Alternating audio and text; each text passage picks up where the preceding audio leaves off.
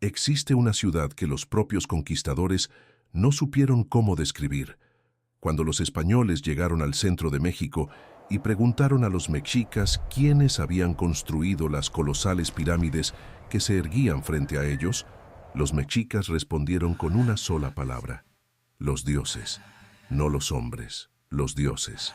Y lo decían con una convicción que no era metáfora ni evasión poética, sino la única explicación que tenían para estructuras que, incluso hoy, con toda la tecnología del siglo XXI, seguirían siendo un desafío de ingeniería mayúsculo. Pero lo que pocos saben, lo que casi nunca se menciona en los libros de texto ni en los tours turísticos, es que detrás de esas pirámides, detrás de esos templos, detrás de ese orden urbano que dejó sin palabras a los europeos más cultos de su época, había una fuerza invisible que lo organizaba todo, que le daba sentido a cada piedra, a cada orientación astronómica, a cada sacrificio y a cada mercado. Esa fuerza tenía nombre, tenía plumas, tenía serpiente. Se llamaba Quetzalcóatl, y las construcciones sagradas que este culto dejó sobre el suelo de México siguen intrigando a los arqueólogos hasta el día de hoy, no porque sean simplemente antiguas o simplemente grandes, sino porque revelan una complejidad técnica, astronómica y simbólica que no debería existir en una civilización que, según los manuales, apenas estaba emergiendo del Neolítico. Para entender qué hace tan perturbadoras a estas construcciones, hay que empezar por lo más básico: la escala del problema. Teotihuacán, la ciudad donde el culto a Quetzalcóatl alcanzó una de sus primeras y más grandiosas expresiones arquitectónicas, fue en su apogeo, alrededor del año 400 después de Cristo, una de las ciudades más grandes del mundo. No de Mesoamérica, del mundo. Con una población estimada entre 100.000 y 200.000 personas, superaba en tamaño a la Roma contemporánea en densidad habitacional y en planificación urbana. El problema, el verdadero problema que mantiene en vilo a los investigadores, es que no sabemos quién la construyó. No tenemos nombre para ese pueblo. No tenemos su idioma registrado. No tenemos textos que hablen de sus reyes ni de sus guerras. Tenemos piedras. Tenemos pintura mural, tenemos huesos y tenemos ADN. Pero su identidad sigue siendo, a pesar de décadas de excavaciones y análisis, uno de los mayores misterios de la arqueología americana. El Templo de la Serpiente Emplumada, que es la expresión más directa y más perturbadora del culto a Quetzalcóatl dentro de Teotihuacán, fue construido alrededor del año 200 después de Cristo. Tiene 6 cuerpos escalonados. Está cubierto de cabezas de serpientes emplumadas, alternadas con otras figuras, que durante décadas los arqueólogos identificaron como el dios de la lluvia, Tlaloc, aunque esa interpretación hoy está en disputa. Pero más que su apariencia exterior, lo que hace especialmente inquietante a este templo es lo que había dentro.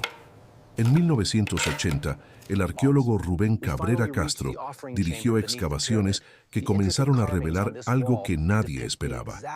Debajo del templo, en posiciones cuidadosamente ritualizadas, había cuerpos, muchos cuerpos. Estimaciones posteriores sugirieron que podían ser más de 200 individuos sacrificados durante la inauguración o en ceremonias sucesivas.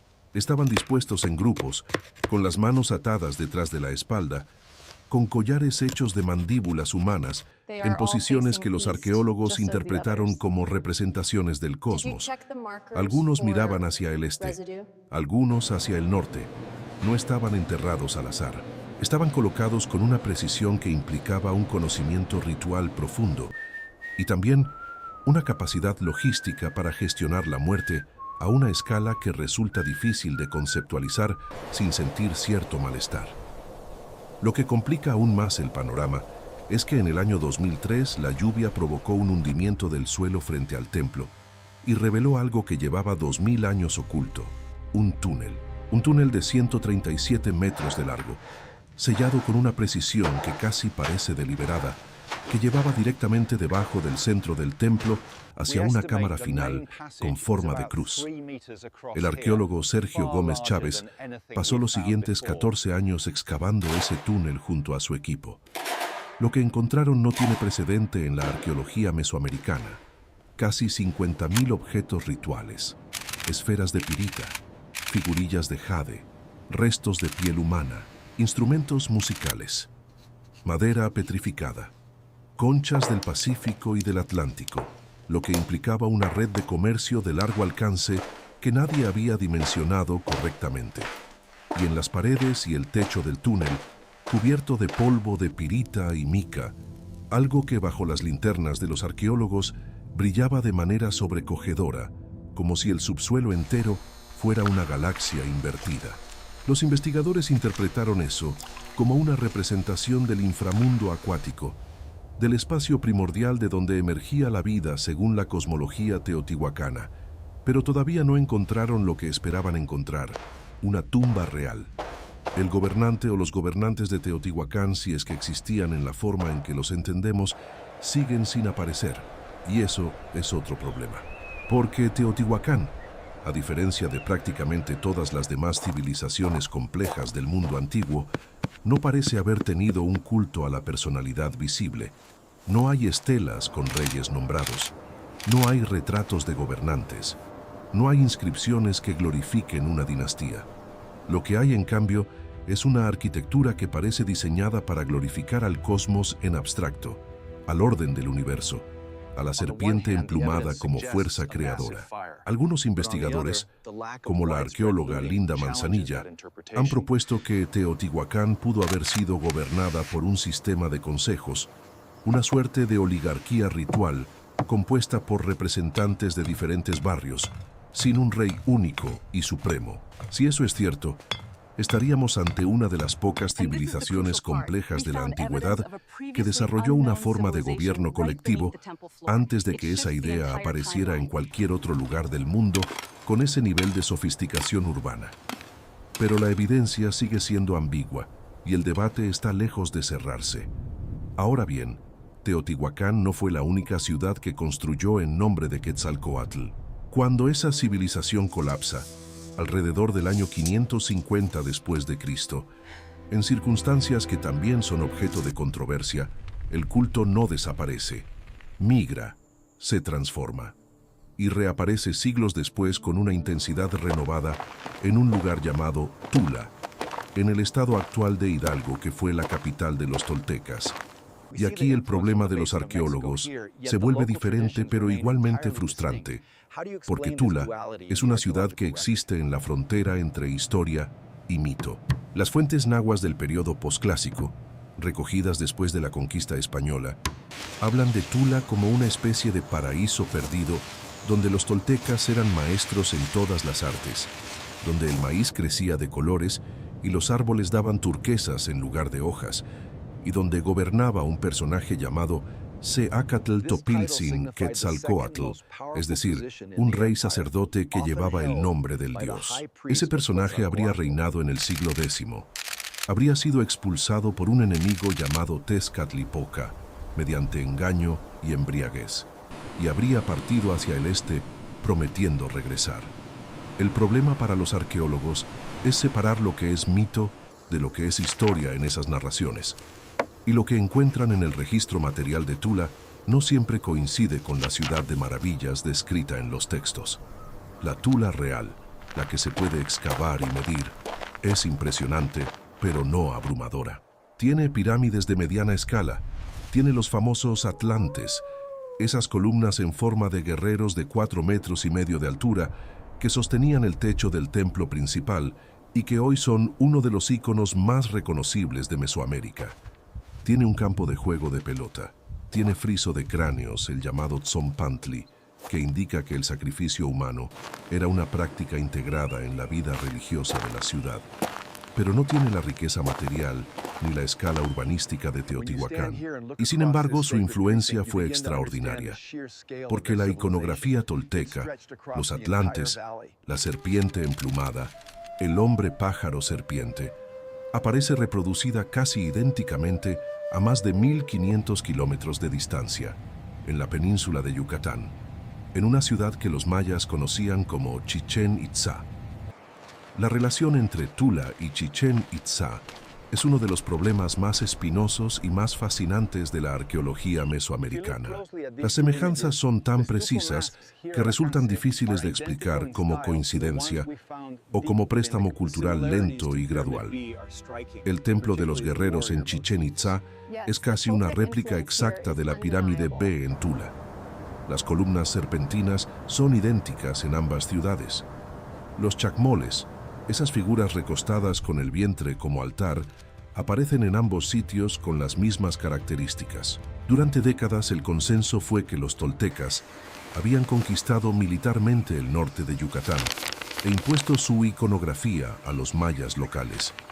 Pero esa explicación nunca convenció a todos, porque implica un nivel de dominio político a larga distancia que el registro arqueológico no confirma con claridad, y porque los mayas de la época clásica ya conocían a Quetzalcóatl bajo su propio nombre, Kukulcán, mucho antes de que Tula existiera como centro de poder. La hipótesis alternativa, que ha ido ganando terreno en los últimos años, es que hubo un intercambio de élites, una circulación de sacerdotes, mercaderes y guerreros especializados que llevaron consigo un paquete ideológico centrado en el culto a la serpiente emplumada, y que ese paquete fue adoptado de manera voluntaria por las élites mayas porque les ofrecía ventajas políticas y legitimadoras. En otras palabras, convertirse en seguidores de Quetzalcóatl en el siglo X podía ser en Mesoamérica lo que convertirse en cristiano era en Europa o en budista en el sureste asiático. Una manera de conectarse con una red de poder, de comercio y de prestigio que trascendía las fronteras locales. Y la arquitectura sagrada era la forma en que esa conexión se volvía visible, permanente e incontestable. El castillo de Chichén Itzá, la pirámide que todo turista fotografía y que todo político mexicano aparece inaugurando cada primavera en el equinoccio, es quizás la demostración más espectacular de esa fusión entre ingeniería, astronomía y teología.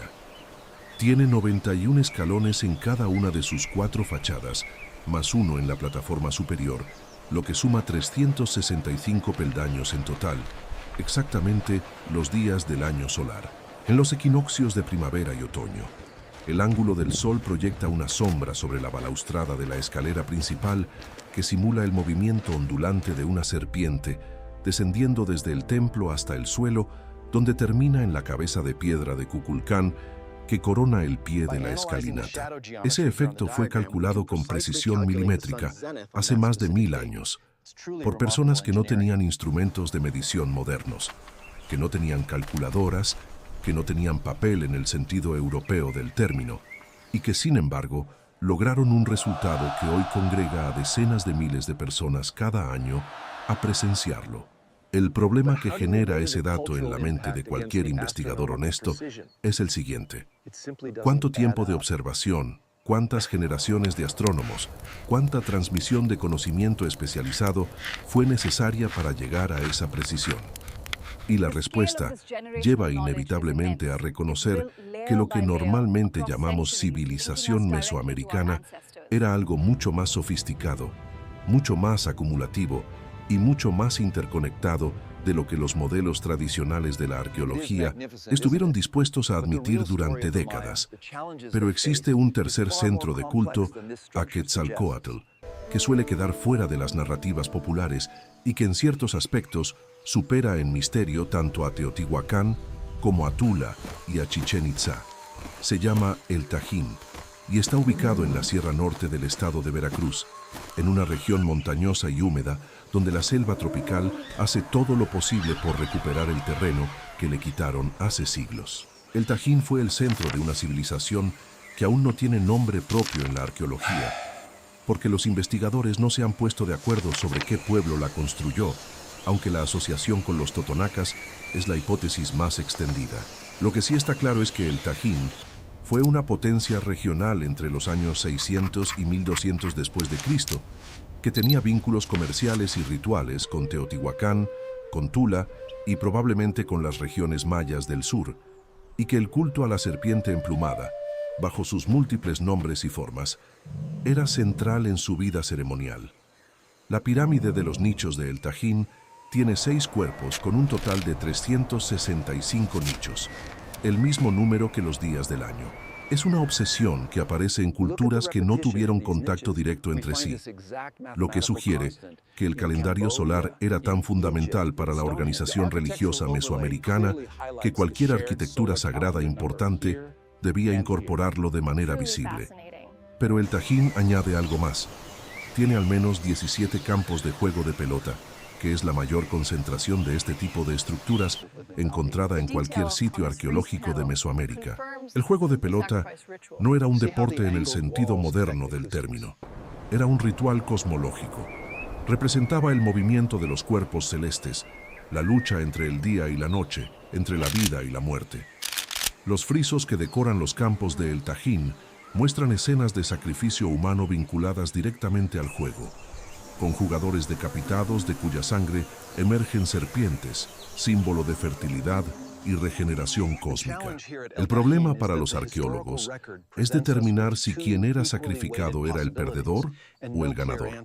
Las evidencias apuntan en ambas direcciones según el contexto cultural, y esa ambigüedad dice algo importante sobre la diferencia fundamental entre la lógica ritual mesoamericana y la lógica moderna occidental.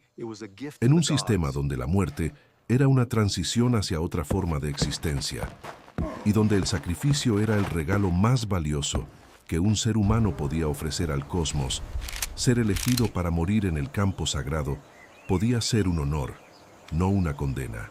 Las dificultades reales de trabajar en estos sitios son algo que la divulgación popular tiende a suavizar o ignorar.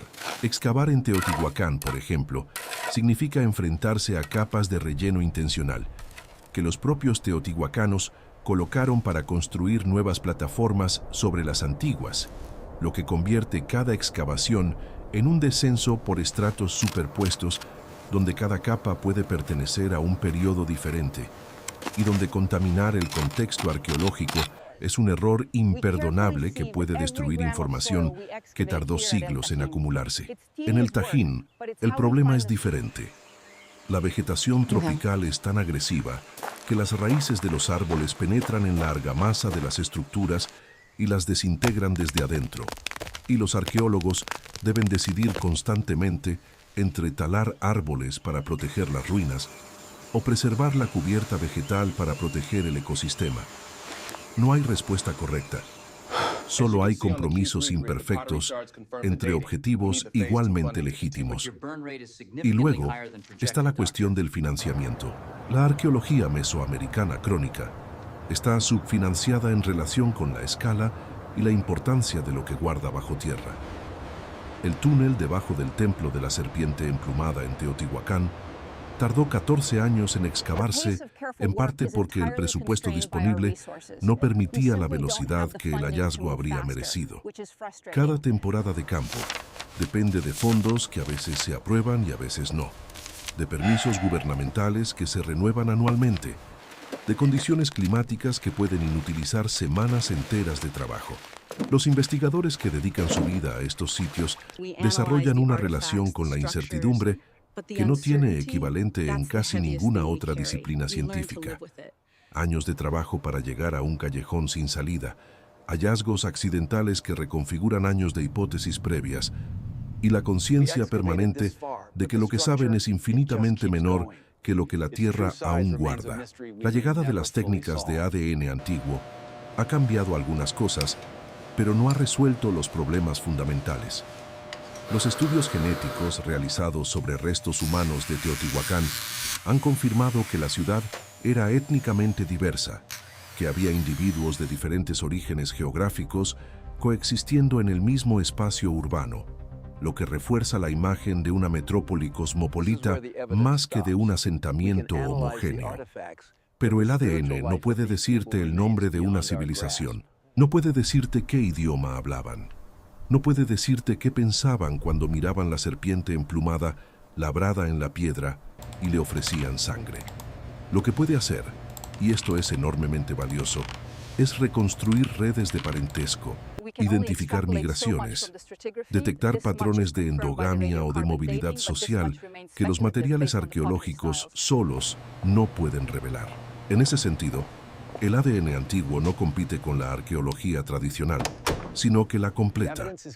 Y juntos están produciendo una imagen de las civilizaciones mesoamericanas que es más compleja, más dinámica y más humana que cualquier cosa que hubiera podido imaginarse hace 50 años. Porque en el fondo, lo que hacen perturbadoras a las construcciones sagradas de Quetzalcóatl no es solo su tamaño, ni su precisión astronómica, ni la violencia ritual que albergaron. Lo perturbador es que son el producto de decisiones humanas tomadas en un contexto radicalmente diferente al nuestro, con una concepción del tiempo, del cosmos, de la muerte y del poder que no tiene equivalente directo en ninguna tradición que el mundo occidental reconozca como propia. Cuando un arquitecto teotihuacano orientó el eje de la calzada de los muertos 18 grados al norte del oeste, lo hizo porque ese ángulo apuntaba al punto del horizonte donde se pone el sol en el día en que las Pléyades cruzan el cenit, lo cual marcaba el inicio de un ciclo calendárico de 52 años, que era el eje sobre el que giraba toda la vida religiosa de Mesoamérica. Esa decisión técnica era inseparable de su dimensión teológica. La ingeniería era teología, la astronomía era política, y Quetzalcóatl, la serpiente que une el cielo con la tierra, el agua con el fuego, la pluma con el colmillo, era la metáfora central que hacía inteligible ese sistema donde todo estaba conectado con todo. Los arqueólogos que trabajan en estos sitios hoy lo saben. Saben que están frente a algo que resiste la comprensión completa, no porque sea sobrenatural, sino porque es profundamente humano de una manera que nos resulta ajena. Y esa ajenidad, esa distancia entre lo que somos y lo que fueron, es exactamente lo que hace que valga la pena seguir excavando, seguir analizando, seguir haciéndose preguntas que quizás no tengan respuesta definitiva. Porque algunas civilizaciones no nos dejan respuestas, nos dejan preguntas mejores, y Quetzalcóatl, la serpiente emplumada, lleva 2000 años haciéndonos las mismas. ¿Quiénes construyeron esto? ¿Por qué lo construyeron así? ¿Y qué sabían que nosotros todavía no hemos aprendido a ver?